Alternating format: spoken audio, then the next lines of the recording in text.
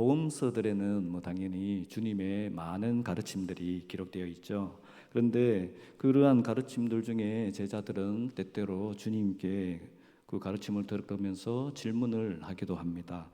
그런데 제자들이 먼저 주님께 가르침을 요청하는 경우는 거의 전무합니다. 유일하게 오늘 본문에서만 제자들이 먼저 나서서 주님께 가르침을 요청하죠. 1절을 보시면 제자들은 주님께서 기도를 마치시자 주님께 주여 요한이 자기 제자들에게 기도를 가르친 것과 같이 우리에게도 가르쳐 주옵소서라고 요청합니다. 이렇게 제자들이 유일하게 먼저 나서서 주님께 가르침을 요청한 주제는 다름 아닌 기도였습니다. 그런데 당시 제자들이 기도할 줄을 몰라서 예수님께 기도의 형식이나 방법을 가르쳐 달라고 한 걸까요? 결코 그렇지 않았을 겁니다. 왜냐하면 당시 예수님의 제자들은 유대인들로서 유대 전통에 따라 기도하는 것에 너무나 익숙했었기 때문입니다. 그런데도 왜 제자들은 예수님께 기도를 가르쳐 달라고 요청한 걸까요? 그 이유는 제자들이 주님께 요청할 때 요한이 자기 제자들에게 기도를 가르친 것과 같이라는 말을 하는데요. 이 말을 잘 살펴보면 알 수 있습니다. 당시 유대교에는 다양한 전통 기도문이 있었는데요. 히브리 경전이 신앙 공동체에서 가르쳐졌던 것처럼 이러한 전통 기도문들도 신앙 공동체에서 당연히 가르쳐졌죠. 말하자면 그 신앙 공동체의 정체성을 확립하고 전수하기 위해서 말씀만이 아니라 기도도 함께 가르쳐진 것입니다. 그래서 이러한 기도문들은 유대 분파에 따라 약간씩 다르기도 했고, 또 어떤 종파에서는 아예 다른 기도문을 가르치기도 했습니다. 특히 바리새파나 사두개파 같은 그런 유대교 주류가 아니라 그 비주류 분리 종파였던 에세네파의 경우는 그들의 기도문을 따로 가르쳤다고 합니다. 왜냐하면 그 전통 기도문에는 그 종파의 정체성이 담겨 있기 마련인데요. 그러니까 에세네파의 정체성은 바리새파나 사두개파 같은 유대교 주류와는 확연히 달랐기 때문이죠. 복음서에 따로 기록되어 있지는 않지만 세례 요한의 경우도 에세네파와 유사한 정체성을 공유하고 있는 것으로 알려져 있는데요.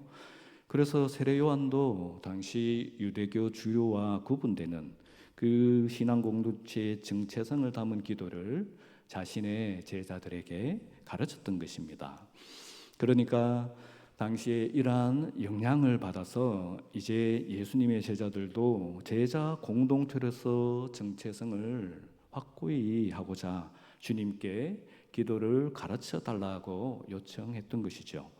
말하자면 예수 그리스도의 제자로서 자신들의 정체성을 분명히 하고 싶었기 때문에 주님께 말씀만 배우는 것이 아니라 기도도 배우고자 했던 것입니다. 그러니까 이러한 제자들의 요청에 주님께서 가르치신 기도는 어떤 기도의 형식이나 방법을 말씀하신 것이 아니라는 겁니다. 말하자면 이러한 제자들의 요청에 주님께서 가르치신 기도는 주님을 따르는 신앙 공동체로서 어떠한 정체성을 가지고 어떻게 기도할 것인가에 관한 것이죠. 왜냐하면 주님을 따르는 신앙 공동체의 정체성은 주님께서 가르치신 말씀으로 그 토대가 놓인다면 또한 주님께서 가르치신 그 기도로 뼈대가 형성되는 것이라고 할 수 있기 때문입니다. 그런데 의외로 이러한 기도에 있어서 정체성이 애매모호하고 불분명한 경우가 자주 있죠. 기도는 우리가 여러 종교를 살펴봐도 거의 모든 종교에 공통된 요소이기 때문인데요. 그러다 보니 여러 종교의 그 기도 행태가 다양한 것 같으면서도 또 한편으로는 유사해 보이는 면도 많습니다. 그래서 자신이 믿는다고 생각하는 그 종교에 대해서 정체성이 불분명한 경우, 오랫동안 다른 종교를 믿다가 새롭게 개종한 경우라든지 오랫동안 신앙생활을 하면서도 기도에 대해 제대로 배운 적이 없으면 기도가 산으로 가게 되는 거죠. 한 번은 저희 어머님이 기도하시는 걸 들은 적이 있는데요. 그 기도가 마치 천지신명께 올리는 것 같이 들려서 상당히 당혹스러웠던 적이 있었습니다. 저희 어머님도 연세가 많이 드시고 뒤늦게 교회 다니기 시작하셨거든요. 그러다 보니 옛날 어르신들이 그러셨던 것처럼 저희 어머님의 그 신앙 정체성도 쉽게 바뀌지 않으셨던 거죠. 오랫동안 우리나라의 그 전통 무속 신앙에 젖은 채로 살아오시다가 이제 새롭게 교회에 다니시게 되면서 하나님께 기도는 하는데요. 그 기도가 주님을 따르는 신앙 공동체의 그 정체성을 가지고 드리는 기도가 아니라 여전히 무속 신앙의 습성이 배인 채로 하는 기도가 된 거죠. 저희 어머님의 사례는 좀 심한 경우라고 할 수 있겠지만 사실 교회를 다니는 많은 성도분들이 어느 정도는 이런 경향이 있다고 할 수 있습니다. 심지어 교회에 오래 다니고 신앙의 연륜이 깊어도 그럴 수 있는데요. 주님을 따르는 제자로서 어떠한 정체성을 가지고 어떻게 기도할 것인가를 제대로 알지 못한 채 그저 하나님께 기도하고 예수님의 이름으로 기도하기만 하기 때문에 그런 경우가 생기는 것 같습니다. 그러므로 우리는 주님께서 가르치신 말씀을 잘 알아야 할 뿐만 아니라 주님께서 가르치신 기도도 제대로 알아야 할 필요가 있는 것입니다. 특별히 오늘 본문의 말씀을 잘 살펴보면서 주님의 기도를 잘 배울 수 있기를 간절히 축원합니다. 오늘 본문에 주님께서 가르치신 기도와 관련된 말씀을 보면요, 주님께서는 가장 먼저 우리가 기도할 때 아버지여라고 기도하라고 말씀하고요, 또 기도에 대한 가르침의 마지막에 가서도 너희 하늘 아버지께서 우리의 기도에 응답하신다고 말씀합니다. 그러니까 하나님께 우리가 기도할 때 우리가 기억하고 명심해야 할 가장 중요한 우리의 정체성은 우리의 아버지 되신 하나님께 기도해야 한다는 것입니다. 성경의 많은 곳에서는 하나님께서 우리의 아버지 되심에 대해 말씀하는데요, 특히 신명기와 이사야서에서는 하나님을 창조주와 구속자로서 우리의 아버지가 되셨다고 말씀합니다. 먼저 신명기 32장 6절입니다. 그는 내 아버지시요 너를 지으신 이가 아니시냐, 그가 너를 만드시고 너를 세우셨도다. 이 구절에서는 여호와 하나님을 우리를 지으신 아버지라고 말씀합니다. 또 이사야 63장 16절을 보면 다음과 같이 기록하고 있죠. 주는 우리 아버지시라, 여호와여 주는 우리의 아버지시라, 옛날부터 주의 이름을 우리의 구속자라 하셨거늘. 여기서는 여호와 하나님을 우리를 구속하신 아버지라고 말씀하시죠. 이렇게 하나님께서는 우리를 지으신 창조주로서 우리의 아버지이실 뿐만 아니라 우리를 구원하신 구속자로서 우리의 아버지가 되셨습니다. 그리고 아버지는 그 자녀를 다스리고 또 돌보잖아요. 그러니까 하나님께서는 창조주와 구속자로서 우리를 다스리시고 돌보시는 거죠. 여기는 아주 깊은 의미가 있었는데, 그러니까 우리는 하나님께서 우리를 지으신, 우리를 만드신, 우리를 창조하신 아버지시기 때문에 우리를 다스릴 때에 우리를 가장 잘 알고 다스린다는 것을 우리가 믿음으로 아버지께 기도해야 하는 것입니다. 또 우리는 하나님께서 우리를 구속하신 아버지시기 때문에 우리를 돌봐주실 때에 우리를 가장 아끼신다는 것을, 우리가 잘 알다시피 독생자 예수 그리스도를 내어주심으로 우리를 구속하셨지 않습니까? 그러니까 그런 우리를 돌봐 주실 때에 우리를 가장 아끼신다는 것을 우리가 믿고서 기도해야 하는 것입니다. 그리고 우리는 이렇게 기도를 통해 하나님의 형상으로 더욱 아버지를 닮아가도록 그렇게 양육되어 가게 되는 것이죠. 그런데 여기서 우리가 간과하지 말아야 할 것은 우리가 하나님을 먼저 알고 우리가 하나님을 아버지로 선택한 것이 아니라는 겁니다. 하나님께서 우리를 지으셨기 때문에 우리가 태어나기도 전에 우리를 아셨고, 하나님께서 지으신 모든 피조물 중에서도 우리를 자녀로 택하신 것입니다.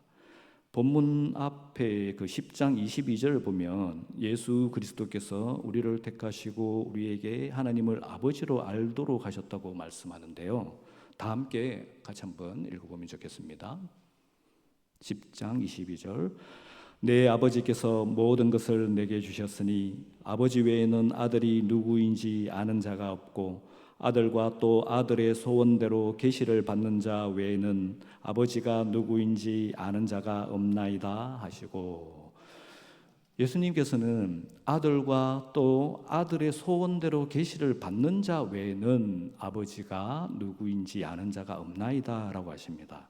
그러니까 예수님 자신과 예수님께서 원하신 자들만이 하나님을 아버지로 알 수 있다는 말씀인 거죠.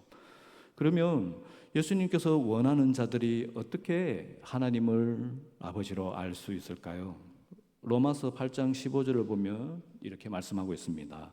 너희는 다시 무수하는 종의 영을 받지 아니하고 양자의 영을 받았으므로 우리가 아빠 아버지라고 부르짖느니라.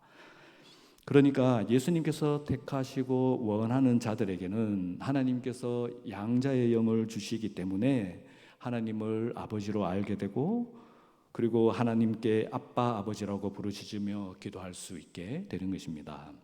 그러므로 우리가 하나님께 기도할 때 우리가 잊지 말아야 할 가장 중요한 우리의 정체성은, 우리는 양자의 영을 받았고 그래서 하나님을 아빠 아버지라고 부르짖으며 기도할 수 있다는 사실입니다. 그렇게 우리가 하나님 아버지께 기도할 때, 그 양자의 영을 받아서 하나님을 아빠 아버지라고 부르짖으며 기도할 때, 그러면 우리는 무엇을 위해 기도해야 합니까? 그 내용이 우리가 익히 알고 있는 주기도문에 나오죠. 주기도문은 사실 그 예수님을 그리스도로 믿는 모든 종파의 그 기독교, 그러니까 뭐 천주교라든지 동방 정교회라든지 그런 그 다 포함하는 그 모든 기독교의 공통된 기도문이기도 합니다. 그러나 오늘 본문에 기록된 것은 그런 뭐 공동 기도문으로서의 주 기도문은 아닙니다. 우리가 예배에서 다 같이 암송하는 공동 기도문으로서의 그 주 기도문은 마태복음 6장에 기록된 기도에 따른 것이고요. 오늘 본문에 나오는 기도는 그와 비슷한 내용이긴 하지만 이 기도는 주님을 믿고 따르는 제자들의 그 기도의 정체성이 어떠해야 하는지 그 주님께서 말씀하시는 그 문맥에서 하나님 아버지께 우리가 무엇을 위해 어떤 내용으로 기도해야 할지를 가르치는 것이죠. 그리고 그 첫째로 아버지의 이름이 거룩히 여김을 받으시도록 기도할 것을 가르치고 있는데요. 우리가 흔히 사용하는 표현으로 아버지의 영광을 위하여 기도해야 한다는 말씀입니다. 말하자면 세상 가운데서 하나님 아버지께서 어떠하신 분인지 그 영광을 증거하고 증언할 수 있도록 기도해야 한다는 것입니다. 무엇보다 우리의 예배에서 전적으로 하나님만을 영화롭게 하며 하나님께만 영광 돌리는 그런 예배가 되도록 기도해야 합니다. 특히 우리의 예배뿐만 아니라 우리 삶의 예배에서는 하나님을 기뻐하며 그리고 하나님께 감사할 수 있도록 그렇게 기도해야 합니다. 그리고 그러한 우리의 삶 속에서 하나님의 형상이, 아버지의 형상이 온전히 나타나도록, 그렇게 아버지를 닮아가도록 우리는 기도해야 하는 것입니다. 그렇게 우리는 아버지의 이름이 거룩히 여김을 받도록 아버지의 영광을 위하여 기도할 수 있는 것이죠. 한편 이렇게 아버지의 이름이 거룩히 여김을 받으시도록 기도하는 것은 또 하나의 기도 제목과 짝을 이루는데요. 그것은 하나님의 나라가 임하시도록 기도하는 것입니다. 하나님의 나라가 임한다는 것은 하나님의 통치가 이루어진다는 것입니다. 그러니까 하나님의 통치가 우리 삶을 통해서 이 땅 가운데 온전히 이루어질 때 또한 아버지의 이름이 거룩히 여김을 받으실 수 있는 것이죠. 그러므로 아버지의 이름이 거룩히 여김을 받으시며 하나님의 나라가 임하시도록 기도하는 것은 하나님의 말씀의 통치가 우리 삶 가운데 이루어지도록 기도하는 것이고, 우리 삶을 통해서 세상 가운데 성경적 세계를 구현하고 또 성경적 가치를 실현할 수 있도록 우리가 필요한 것들을 구하고 우리가 순종해야 될 것들을 기도하는 것입니다. 그리고 계속해서 우리가 하나님 아버지께 기도해야 할 것은 이렇게 하나님의 영광을 위하여 하나님 나라가 이 땅 가운데 임하도록 기도하는 가운데 실제로 우리가 살아가는 현실에서의 어떤 실존적 필요가 있을 것입니다. 그를 위해서 기도하는데 우리의 일용할 양식을 위해서 또 우리가 날마다 짓는 죄를 용서해 주도록 그리고 우리가 시험에 들지 않도록 기도해야 한다고 말씀하고 있죠. 하나님의 통치가 우리 삶 가운데 이루어지는 것을 통해서 우리가 sal아가는 현실 속에서의 그 여러 실존적인 문제를 해결해 주시도록 아버지께 기도하는 것이죠. 말하자면 창조주이시요 구속자이신 아버지께서 우리를 다스리시고 보살피셔서 우리의 그 현실적인 문제를 해결해 달라고 간구하는 것입니다. 그 첫 번째로 날마다 일용할 양식을 주시도록 아버지께 기도하는 것은 우리의 생존을 위해 필요한 모든 것을 공급해 주시고 채워 주시도록 간구하는 것인데요. 이것은 의식주뿐만 아니라 우리의 정신적, 육체적, 우리의 생존에는 당연히 우리의 정신적, 육체적 건강도 필요하니까 그게 이르기까지도 이 모든 것들을 아버지께 구하는 것입니다. 그러므로 우리는 하나님의 자녀로서 당연히 이 모든 것을 아버지께 의지하며 아버지께 간구하는 것이 우리의 기도입니다. 계속해서 주님께서는 우리가 우리에게 죄 지은 모든 사람을 용서하오니 우리 죄도 사하여 주시옵고 라고 기도하라고 하시죠. 근데 이는 마치 우리가 다른 사람들을 용서하는 대가로 아버지께 우리의 죄 사함을 요구하는 것처럼 들릴 수 있죠. 하지만 원래 헬라어의 구문을 잘 살펴보면 그런 의미가 아닙니다. 우리 죄를 사하여 달라는 용서하여 달라는 이 동사는 헬라어로 부정과거 명령법으로 표현되어 있어요. 또 반면에 우리에게 죄 지은 모든 사람을 용서한다는 이 동사는 헬라어로 현재 직설법으로 표현되어 있습니다. 이렇게 말하면 뭔 말인지 모르지. 그래 이렇게 표현된 이 문법 안에 담겨 있는 그 구문에 담겨 있는 의미는 하나님께서 우리의 모든 죄를 단번에 용서하여 주신 것을 구하면서 또 동시에 우리도 모든 사람을 지속적으로 용서할 수 있게 해달라는 것입니다. 그러니까 이 기도의 가르침을 좀 더 쉽게 풀어서 말하자면 아버지께 우리의 죄를 자백하오니 우리 죄를 사하여 주심을 믿고 그 은혜를 따라 우리도 우리에게 죄 지은 모든 사람을 날마다 용서할 수 있게 하여 주시옵소서라고 간구하라는 것입니다. 말하자면 아버지께서 예수 그리스도를 십자가에 내어 주심으로써 우리가 회개하는 모든 죄를 사하여 주신 것처럼 날마다 우리도 우리에게 죄 지은 모든 사람을 용서할 수 있게 해달라고. 그 사실 누군가를 용서한다는 게 우리의 마음과 우리의 뜻대로 잘 되지 않잖아요. 그래서 이것을 하나님 아버지께 구할 필요가 있다는 것이죠. 그러므로 우리는 우리의 모든 죄를 사하여 주시는 그 아버지의 그 은혜를 믿음으로 우리 죄를 회개하기 위해서 기도해야 합니다. 뿐만 아니라 우리는 우리의 모든 죄를 사하여 주시는 아버지의 그 은혜를 다른 사람들도 알 수 있도록 우리에게 죄 지은 모든 사람을 용서하기 위해서 간구해야 하는 것입니다. 그 다음 마지막으로 주님께서는 우리를 시험에 들게 하지 마시옵소서라고 기도하라고 하십니다. 여기서 시험이라는 말의 원래 헬라어는 페이라스모스라고 하는데요. 이 용어는 대략 세 가지 의미로 사용되는 말입니다. 그 첫 번째가 하나님께서 우리의 믿음을 확인하기 위해서 하시는 시험, 아브라함의 믿음의 시험 같은 그런 시험을 의미하고요. 그 다음은 또 마귀가 우리가 죄에 빠지도록 미혹하고 유혹하는 시험을 의미합니다. 또 마지막으로 쓰여진 용례가 우리가 세상에서 겪게 되는 여러 가지 시련과 박해가 있잖아요. 근데 이 시련과 박해 때문에 우리가 배교의 위기에 처하게 될 때 그때 맞이하는 걸 이 페이라스모스 시험으로 말씀하고 있죠. 그러므로 여기서 시험은 첫 번째 제외하고 나머지 것입니다. 왜냐하면 아버지께 우리의 믿음을 확인하는 테스트를 하지 말아주세요 라고 기도하는 것은 주제 넘은 기도니까요.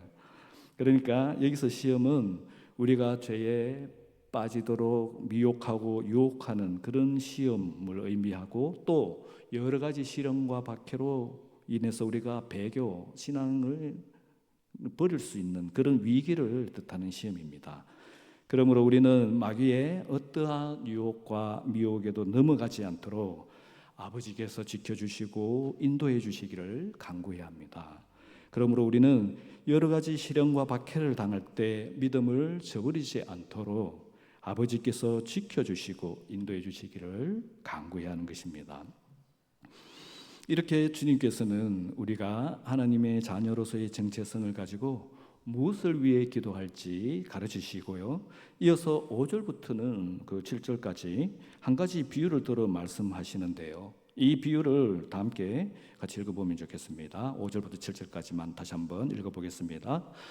또 이르시되 너희 중에 누가 벗이 있는데 밤중에 그에게 가서 말하기를 벗이여 떡 세 덩이를 내게 구워달라. 내 벗이 여행 중에 내게 왔으나 내가 먹일 것이 없노라 하면 그가 안에서 대답하여 이르되 나를 괴롭게 하지 말라. 문이 이미 닫혔고 아이들이 나와 함께 침실에 누웠으니 일어나 내게 줄 수가 없노라 하겠느냐. 이제 주님께서 이 비유를 말씀하시는 목적은 우리가 자녀된 자로서 아버지께 기도할 때 우리가 어떻게 기도할 것인지, 또 하나님께서는 어떻게 응답하시는지 가르치시기 위한 것인데요. 말하자면 하나님의 영광과 하나님의 통치를 위해, 또 우리가 살아가는 현실에서 필요한 여러 가지 그러한 것들을 위해 우리가 하나님께 기도할 때 자녀된 우리가 어떻게 기도할 것인지, 그리고 아버지이신 하나님께서 어떻게 응답하시는지 가르치시기 위한 것입니다. 이 비유는 읽어보면 사실 하나의 그 전체로서 질문을 던지고 있죠. 그 내용을 다시 말씀드리면 이렇죠. 어떤 사람에게 밤늦게 여행 중이던 친구가 방문합니다. 그런데 그 사람 집에는 친구를 대접할 양식이 다 떨어지고 없었습니다. 그래서 그는 이웃에 사는 친구에게 가서 양식을 좀 구워달라고 부탁을 하죠.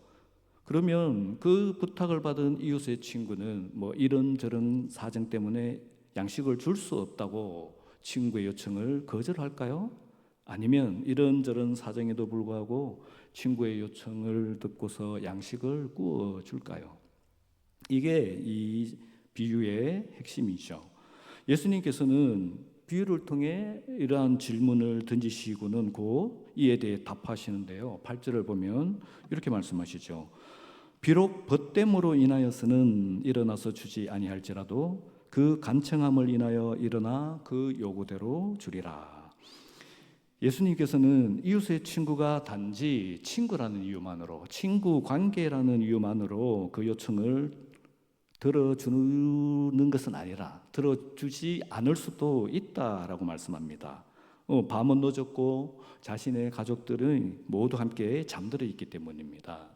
당시 평범한 마을의 가정집에는 침실이 여러 개 있지 않았습니다. 온 가족이 다 함께 자는 침실이 하나 있고 그 외에 뭐 부엌이 달려 있거나 조금 여유가 있으면 뭐 거실이 있는 그 정도였죠. 그러니까 한 방에 온 가족이 다 잠들어 있는데 일어나서 음식을 챙겨서 뭐 구워주려고 하면 다른 가족들도 다 깨워야 되는 그런 일이 발생할 수 있는 거죠. 그래서 그 이웃이 비록 친구 관계라 할지라도 이런저런 이유로 그의 요청을 들어주지 않을 수도 있는 거죠. 그런데 그럼에도 불구하고 친구 관계이기 때문에 그 이웃이 요청을 들어줄 수밖에 없는 경우가 있는데요. 그런 경우를 주님께서는 그 간청함을 인하여 라고 말씀합니다.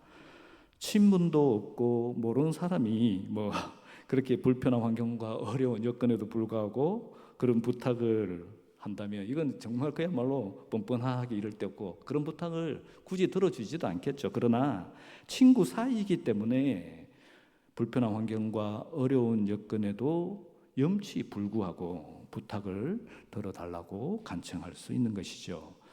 그리고 또 그렇게 이 비유에서 얘기하고 있는 그의 간청은 정당한 것이기도 하기 때문입니다. 왜냐하면 당시 팔레스타인의 문화적 배경에서는 자신을 방문하는 손님을 대접하는 것은 당연한 의무였고, 이렇게 당연한 일, 옳은 일을 하기 위해 친구에게 간청하는 것은 또한 정당한 사유가 되기 때문이죠. 그러니까 이 비유를 통해 주님께서 가르치시는 기도의 교훈을 정리하면요, 우리의 간구는 하나님께서 우리의 아버지 되시는 관계를 바탕으로 한다는 것입니다.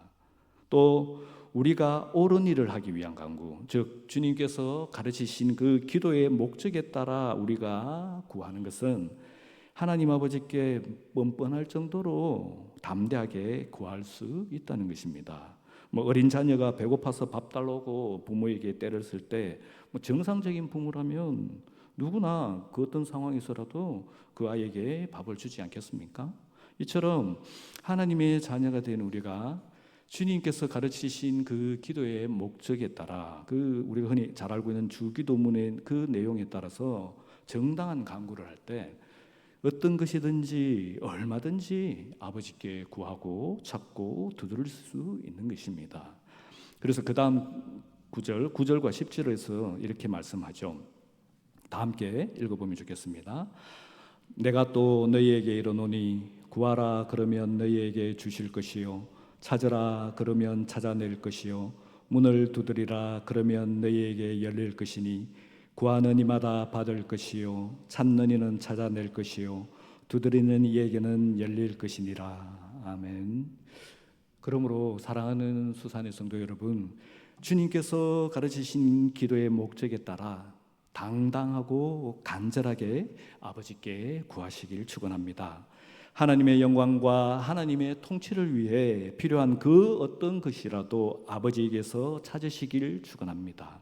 우리가 살아가는 현실에서의 실존적 필요를 위한 그 모든 것들이 차고 넘치는 아버지의 창고문을 두드리시기를 축원합니다. 그러면 구하는 이마다 받을 것이요 찾는 이만 찾아낼 것이요 두드리는 이에게는 열릴 것이라고 주님께서 약속하십니다. 그런데 지금까지의 이 교훈이 자녀된 우리가 어떻게 기도할 것인지에 관한 것이라면, 주님께서는 그 역으로 아버지이신 하나님께서 어떻게 응답하시는지에 대해서도 말씀하셨는데요, 그 가르침 또한 8절에 함께 내포되어 있습니다. 8절을 다시 보시면 주님께서는 그 간청함을 인하여 요청을 들어줄 것이라고 말씀합니다. 그런데 한글 성경에서는 이 번역상의 한계 때문에 일단 그 간청함을 인하여라고 그 한 가지 의미로만 번역하고 있지만, 원래 헬라어 구문을 보면 이 표현은 두 가지를 의미할 수 있습니다. 이 부분을 그 헬라어의 워딩 그대로 영어로 번역하면 because of his impudence, 그의 뻔뻔함, 몰염치, 무례함 때문에가 되는데요, ESV나 LEB 같은 영어 성경에서는 이렇게 번역하고 있죠. 말하자면 이 간청함이라고 번역된 원래 헬라어, 영어로는 임퓨던스고 원래 헬라어는 아나데이아인데, 이 아나데이아는 사실 간청하다는 의미가 없다는 겁니다. 이 단어가 가진 뜻이 그 문맥상 그런 의미를 나타낼 수 있기 때문에 의역한 것이죠. 그러니까 이 표현이 요청하는 사람의 뻔뻔한 몰염치, 무례함을 가리킬 때, 요청하는 사람이 뻔뻔하게 무례하게 요청하는 것이기 때문에 이것을 간청함이나 강청하는 것으로 이해할 수 있다는 겁니다. 그런데 여기서 그 영어로는 his죠. 그가 가리키는 것이 요청하는 사람일 수도 있고 반대로 요청받는 사람일 수도 있습니다. 그러니까 요청하는 사람의 뻔뻔함, 몰염치, 무례함은 간청을 의미할 수 있지만, 요청받는 사람의 뻔뻔함, 몰염치, 무례함은 그렇지 않다는 겁니다. 말하자면 요청받는 사람의 뻔뻔함, 몰염치, 무례함은 응당 들어줘야 할 정당한 요구에 대해서도 모른 채 하는 그런 것을 의미하죠. 그러니까 주님께서 말씀하신 because of his impudence, 그의 뻔뻔한 몰염치 무례함 때문에라는 표현에는 요청하는 사람뿐만 아니라 요청받는 사람의 뻔뻔함, 몰염치, 무례함의 그 두 가지 의미가 담겨 있는 것입니다. 아버지께 간구하는 우리의 뻔뻔하고 몰염치하고 무례한 것이 우리가 하나님께 간청하거나 강청하는 그런 기도를 의미한다면, 하나님 아버지의, 그러니까 이렇게 표현하기는 그렇지만 어쨌든 그런 뻔뻔함, 몰염치, 무례함은 우리의 정당한 간구도 듣지 않으시는 하나님의 수치를 의미하는 것입니다. 그러니까 정상적인 부모가 배고픈 자식이 밥 달라고 하는데 그것을 모른 척하고 있는 것은 부모로서 수치스러운 거죠. 그런 의미에서 하나님의 수치를 의미하는 것입니다. 그래서 주님께서는 우리가 간청하는 기도에 대해 8절과 9절에서는 구하라, 찾으라, 두드리라고 말씀하고 있고요. 그러니까 우리가 간청하는 거니까 8절과 9절에서는 그렇게 말씀하고 있고, 하나님께서 요청 받는 하나님의 입장에서 그 다음 11절, 13절까지 이렇게 말씀하고 있습니다. 보시면 너희 중에 아버지 된 자로서 누가 아들이 생선을 달라 하는데 생선 대신에 뱀을 주며 알을 달라 하는데 정갈을 주겠느냐.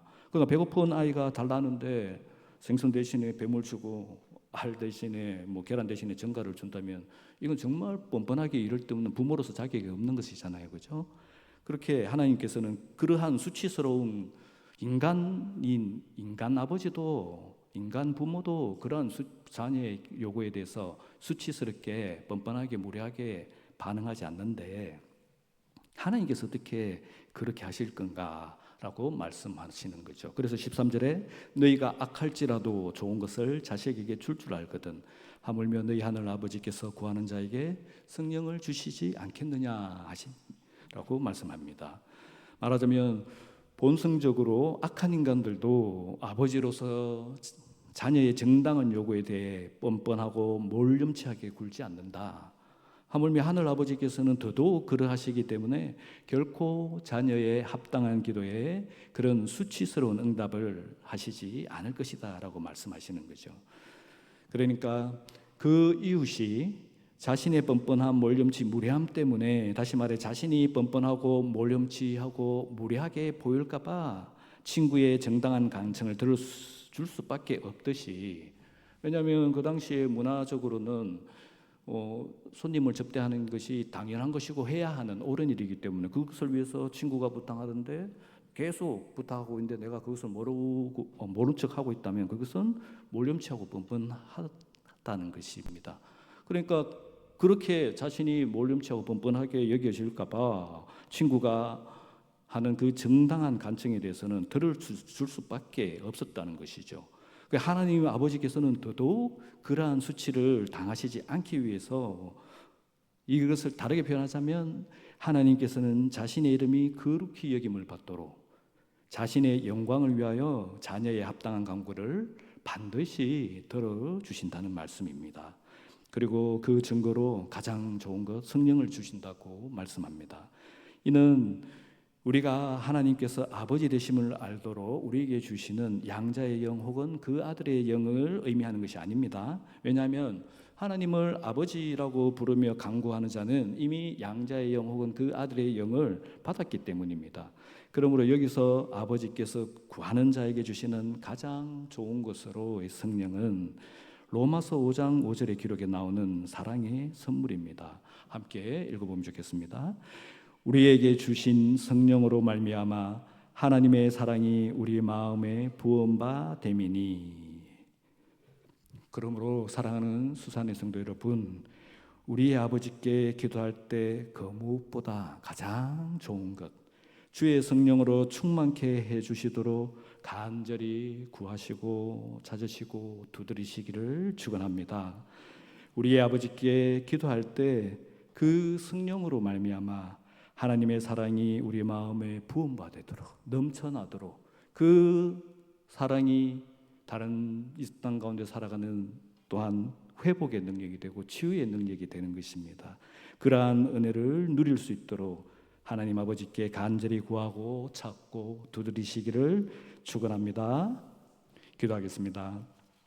하나님 아버지, 오늘 주님께서 가르치신 말씀을 따라 아버지께 기도하기를 원합니다. 그 무엇보다 이 시간 주의 말씀을 듣고 믿음으로 기도하기를 원하오니 주의 성령으로 충만케 하여 주시옵소서. 하나님 아버지, 이 시간 주의 성령으로 충만케 하사 아버지의 사랑으로 저희 마음에 부어 주시옵소서. 주의 성령의 도우심으로 이 시간 저희가 기도할 수 있게 하시며 저희의 간구를 들어주시옵소서. 하나님 아버지, 이 시간 아버지의 영광을 위해 우리의 간구를 들으시고 응답하여 주시옵소서. 그래서 저희가 하나님을 더욱 기뻐하며 아버지께 더욱 감사하며 살아갈 수 있는 그런 저희가 되게 하여 주시옵소서. 예수 그리스도의 이름으로 이 모든 기도 올려드립니다. 아멘.